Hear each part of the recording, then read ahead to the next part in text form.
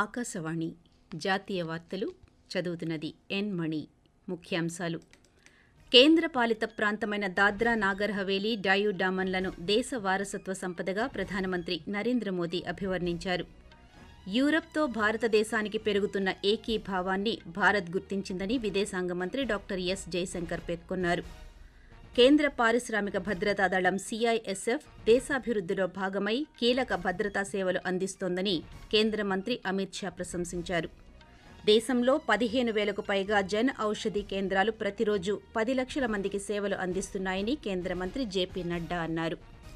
వార్తల వివరాలు: కేంద్ర పాలిత ప్రాంతమైన దాద్రా నాగర్ హవేలీ, డయూ డామన్లను దేశ వారసత్వ సంపదగా ప్రధానమంత్రి నరేంద్ర మోదీ అభివర్ణించారు. ఈ రోజు సిల్వాసాలో 2,587 కోట్ల రూపాయల విలువైన 62 ప్రాజెక్టులకు ఆయన ప్రారంభోత్సవం, శంకుస్థాపనలు చేశారు. 460 కోట్ల రూపాయలకు పైగా ఖర్చుతో నిర్మించిన 450 పడకల నమో ఆసుపత్రి మొదటి దశను కూడా ప్రారంభించారు. అనంతరం జరిగిన బహిరంగ సభలో ప్రధానమంత్రి మాట్లాడుతూ, ప్రపంచ స్థాయి మౌలిక సదుపాయాలు, ఆరోగ్య సంరక్షణ, విద్య, పర్యాటక రంగం పరంగా అభివృద్ధిలో ఈ ప్రాంతం ఒక ప్రత్యేక గుర్తింపును సాధించిందని అన్నారు. రైలు, రోడ్డు వ్యవస్థల అభివృద్ధి పర్యాటక రంగానికి పెద్ద ప్రోత్సాహాన్నిచ్చిందని పేర్కొన్నారు. ఆరోగ్యకరమైన భారతదేశాన్ని సృష్టించడం ద్వారా అభివృద్ధి చెందిన భారతదేశం అనే దార్శనికతను సాధించవచ్చని ప్రధానమంత్రి పేర్కొంటూ, केंद्र में सरकार बनने के बाद इस भरोसे को शक्ति में परिवर्तित कर दिया, उसे आगे बढ़ाया और आज हमारा सिलवासा ये प्रदेश एक आधुनिक पहचान के साथ उभर रहा है. इसी विकास अभियान के तहत आज यहाँ 2,500 करोड़ रुपए से ज्यादा की अनेक परियोजनाओं का शिलान्यास और लोकार्पण किया गया है. Infrastructure, connectivity, health care, education और टूरिज्म यानी एक प्रकार से हर क्षेत्र से जुड़े. కేంద్ర పారిశ్రామిక భద్రతా దళం సిఐఎస్ఎఫ్ దేశాభివృద్ధిలో భాగమై దేశ ప్రజలను కాపాడుతూ పలు కీలకమైన ప్రదేశాలలో సేవలందిస్తోందని కేంద్ర హోంమంత్రి అమిత్ షా ప్రశంసించారు. ఈ రోజు తమిళనాడు తక్కోళంలో జరిగిన సిఐఎస్ఎఫ్ 56వ వ్యవస్థాపక దినోత్సవంలో ఆయన పాల్గొన్నారు. దళాల కవాతును సమీక్షించి 127 మంది సిఐఎస్ఎఫ్ అమరవీరులకు నివాళి అర్పించారు. ఈ సందర్భంగా అమిత్ షా మాట్లాడుతూ, 2019 నుండి దేశంలోని ఇతర ప్రాంతాలలో సిఐఎస్ఎఫ్ వ్యవస్థాపక దినోత్సవాన్ని నిర్వహించాలని ప్రభుత్వం నిర్ణయించిందన్నారు. రైళ్లు, మెట్రోలు, విమానాశ్రయాలు, ఓడరేవుల ద్వారా ప్రయాణించే 1 కోటి మంది ప్రయాణికులను కూడా సిఐఎస్ఎఫ్ రక్షిస్తోందని మంత్రి అన్నారు.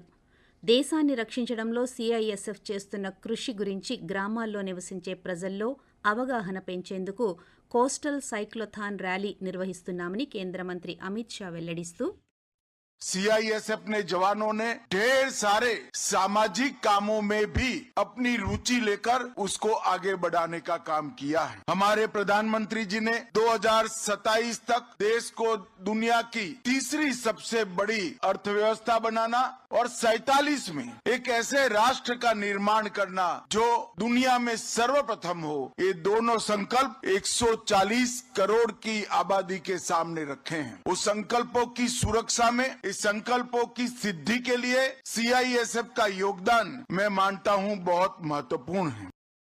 ప్రజలకు అత్యున్నత నాణ్యతతో తక్కువ ధరలతో మందులను అందించడం ద్వారా ఆరోగ్యవంతమైన, దృఢమైన భారతదేశాన్ని నిర్మించే ప్రభుత్వ నిబద్ధతను జన్ ఔషధి దివస్ ప్రతిబింబిస్తుందని ప్రధానమంత్రి నరేంద్ర మోదీ అన్నారు.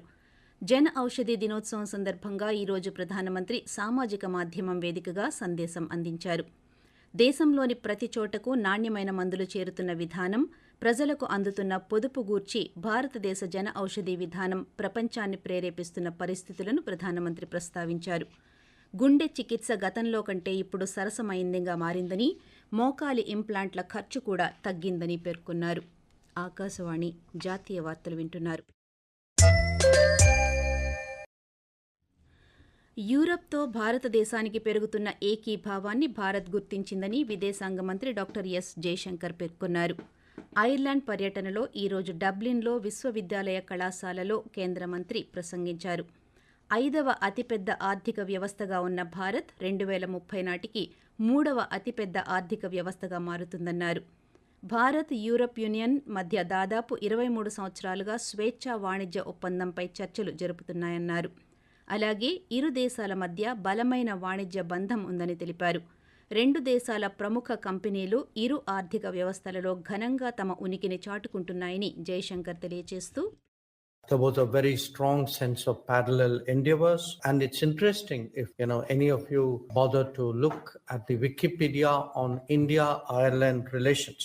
One of the first things which pop up there is actually a lecture by Yeoman de Valera on India and Ireland. And what's really interesting is he's speaking before a group called Friends of Freedom for India in New York. Today in India about the concerns of the global south. Our expectation is that Ireland, more than many others in this part of the world, will display an understanding and support. In India, we speak of Vasudhaiva Kutumbakam, that the world is a family.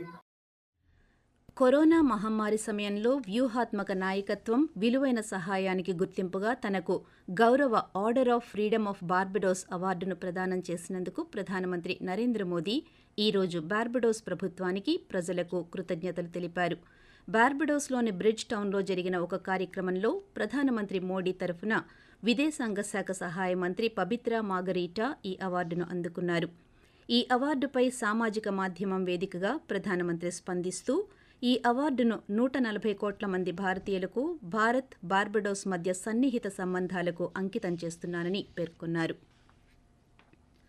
భారతదేశంలో 15,000కు పైగా జన ఔషధీ కేంద్రాలు ప్రతిరోజు 10 లక్షల మందికి సేవలు అందిస్తున్నాయని కేంద్ర ఆరోగ్య మంత్రి జగత్ ప్రకాష్ నడ్డా అన్నారు.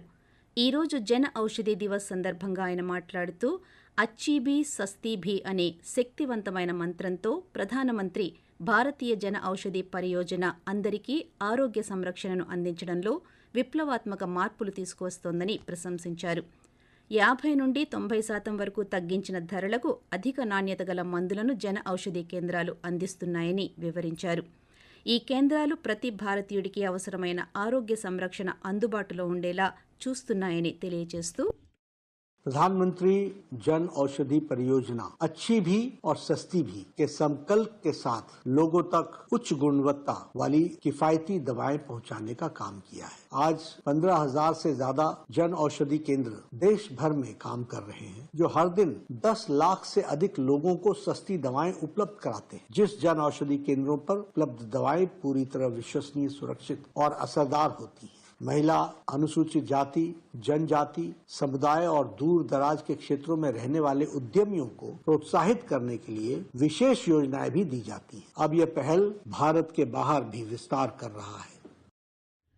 కృత్రిమ మేధ ఏఐ ఆధారిత పరిశ్రమలకు తగ్గట్టుగా తదుపరి తరాన్ని సిద్ధం చేయడంలో పరిశ్రమ, విద్యా వ్యవస్థల సహకారం ప్రముఖ పాత్ర పోషిస్తాయని కేంద్ర ఎలక్ట్రానిక్స్ ఐటీ శాఖ మంత్రి అశ్విని వైష్ణవ్ పేర్కొన్నారు. ఈ రోజు న్యూఢిల్లీలో జరిగిన ఒక సమావేశంలో మంత్రి ప్రసంగించారు.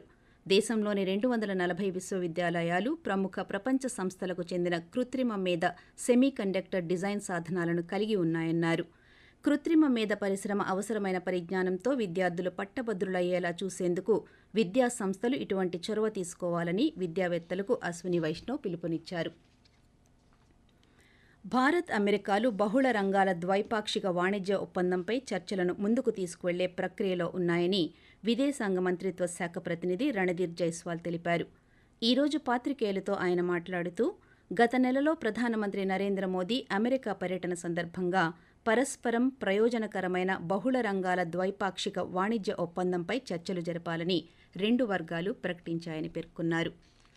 వార్తలు ముగించే ముందు ముఖ్యాంశాలు మరోసారి. కేంద్రపాలిత ప్రాంతమైన దాద్రా నాగర్ హవేలీ, డయూ డమన్లను దేశ వారసత్వ సంపదగా ప్రధానమంత్రి నరేంద్ర మోదీ అభివర్ణించారు. యూరప్తో భారతదేశానికి పెరుగుతున్న ఏకీభావాన్ని భారత్ గుర్తించిందని విదేశాంగ మంత్రి డాక్టర్ ఎస్ జైశంకర్ పేర్కొన్నారు. కేంద్ర పారిశ్రామిక భద్రతా దళం సిఐఎస్ఎఫ్ దేశాభివృద్ధిలో భాగమై కీలక భద్రతా సేవలు అందిస్తోందని కేంద్ర మంత్రి అమిత్ షా ప్రశంసించారు. ఆకాశవాణి జాతీయ వార్తలు ఇంతటితో సమాప్తం. రేపు ఉదయం 6:45 ప్రాంతీయ వార్తలు వింటారు.